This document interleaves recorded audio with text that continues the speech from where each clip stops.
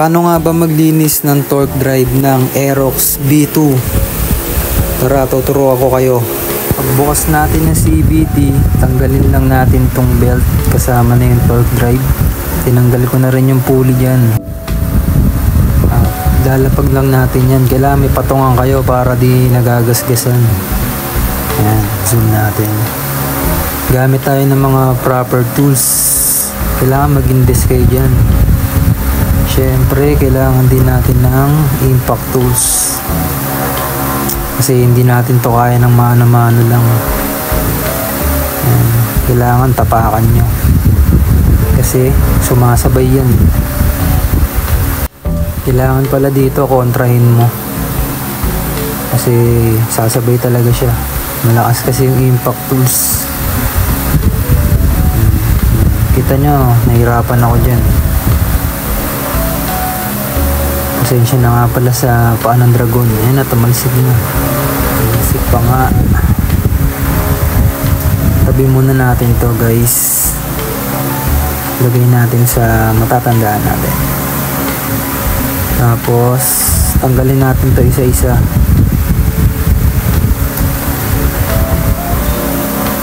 Itong spring. Kasi maglilinis tayo. Lilinisin natin to. Kasi matagal na natin hindi nalinisan to. Ito guys, makikita nyo. Ang itim na nung grasa.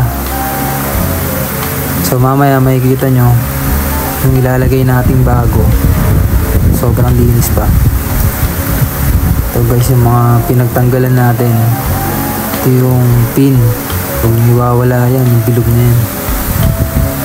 Ito na yung clutch sa CMD. Kailangan tinanggal ko na pala yung pin yan. Hindi ko na napakita sa video. Babaklasin natin yan lahat.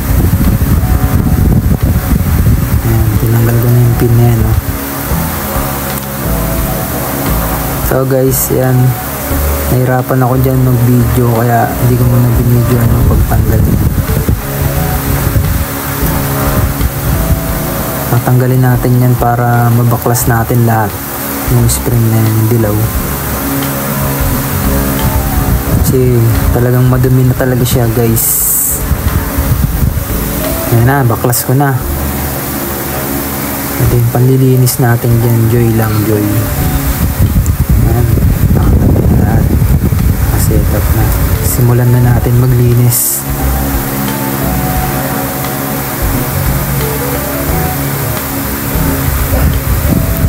Isa-isa ko nga pala yan guys. Para malinis talaga. Bali, pagkatapos ko dyan sabunin, kumuha pa ako ng gas. Tapos hugasan natin ulit. Kasi feeling ko kumalat lang yung grasa sa lahat ng parte na yan. Yung paglinis ko yung gamit yung joy. Kaya mas maganda talaga gas yung gamitin nyo. O kung may budget kayo, gamitan nyo ng CVT cleaner. Yan talaga pinaka the best. Magkano lang yun, nasa 150 lang ata yun. Kaso nung time na yan umuulan, hindi na ako lumabas.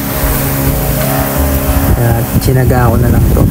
Hindi ko na rin pala napakita yung paglilinis ko na gamit yung gas.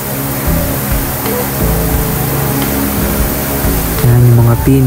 Lahat yan. Kailangan masabon.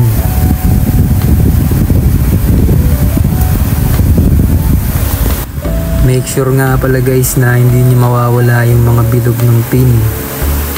Kasi parang yan yung magiging spacer nyan. Wala nyo yan, ako malaking problema yan. Kaya itabi nyo kaagad pagkatapos nalinisan. Itabi lang natin yun. Kailangan pala lagi nating nalilinisan kasama pati yung torque drive para iwas dragging na rin. Kasi napapansin ko pag tumatakbo ako talagang nagdadragging siya. Kasi nung time na wala pa akong tools, yung pulley lang yung binaklas ko, nagdadragging pa rin siya. Kaya mag-invest kayo guys sa mga tools nyo. Kaya nung nakabili ako ng tools, yan na, sinimulan ko na to, binaklas ko na. So pagkatapos natin sabunan, binanlawan na ngayon natin to guys, para mawala na yung mga grasa-grasa. Siyempre pagkatapos natin sabunan, ayan na, punasan naman natin siya. Isa-isain lang natin siya, punas. Kailangan bago nyo ikabit, tuyo-tuyo. Kasi pangit naman kung ibabalik natin siya ng basa pa. Mas maganda nga pala dyan guys, kung basahan nyo na ginagamit yung microfiber, yung binibenta ni YB, yung binibenta ni YB towel. Ayan guys, isa-isain lang natin siya ng punas. Huwag natin madaliin kasi DIY nga eh. Kailangan pag sariling gamit mo, siyempre hindi yung ano lang, basta-basta linis lang katulad sa shop. Kailangan doble yung linis. Kaya mas maganda talaga mag DIY na lang. Hindi ko naman sinasabi na mag DIY na lang palagi, kasi mamaya mali na pala yung ginagawa nyo, naging cause pa siya ng pagkasira ng motor nyo.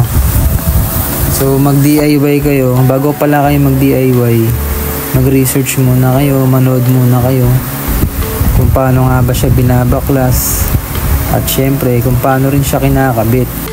Mahirap naman kasi kung pagbaklas mo hindi mo na alam kung paano siya ikabit, or manonood ka muna sa YouTube kung paano siya ikabit, matatagalan ka nun. Kaya mas maganda panoorin mo siya kung paano siya baklasin at ikabit. Ayan ang kinagandahan ng DIY guys.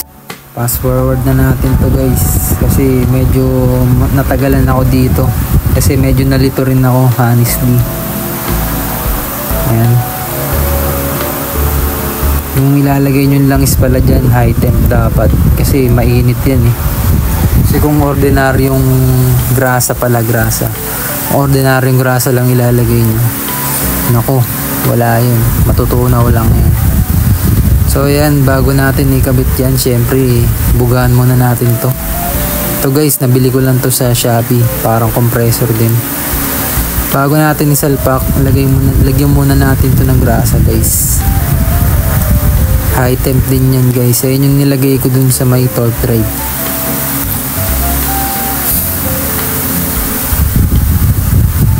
Ikalat lang natin yan para malagyan siya lahat.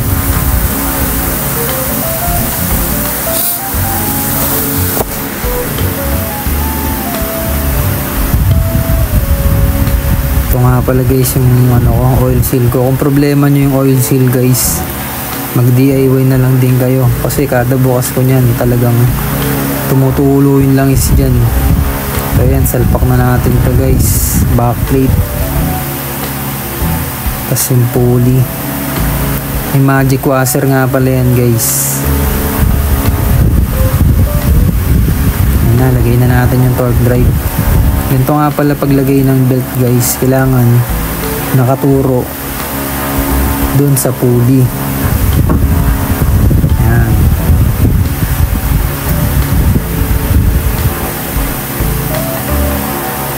Kailangan sakto yan guys, kasi pag nagkamali kayo ng lagay niyan, destroy it yourself talaga yan. Ayan, bugaan ulit natin para walang alikabok bago natin ibalik. Kasi lagay na natin tong pulley.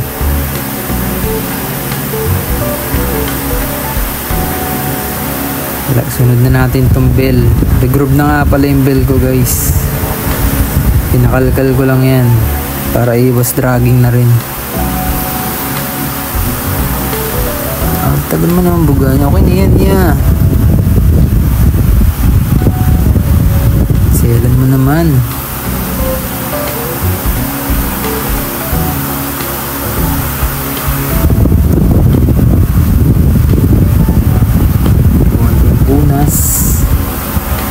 Yung mga mga tira-tirang grasa kasi dyan, tanggalin na rin natin yun.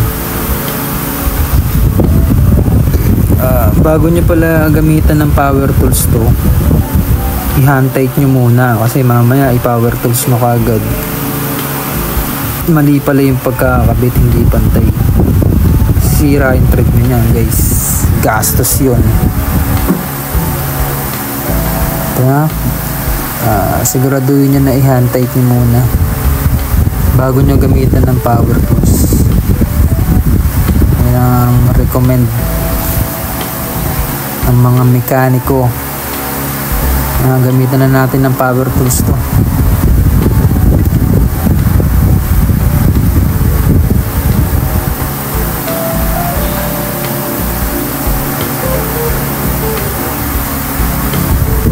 Make sure na maigpit yan guys, kasi may mga times kasi na kumakalas talaga yan. Danas ko na rin yan, kaka DIY ko, hindi ko masyado naigpitan, kumalas, hindi ka pa masira yung puli ko. Ito rin sa bell, kailangan naigpit din yan. At pag naigpitan na natin, syempre i-ano muna natin, rin natin yung makina para matignan natin kung maluwag ba o mapagpag yung bell. Titignan natin kung mapagpag siya. So ayun, hindi naman, okay naman yung pagpag niya, kasi okay naman yung pagpag niya guys, pwede na to. Yun lamang po ba.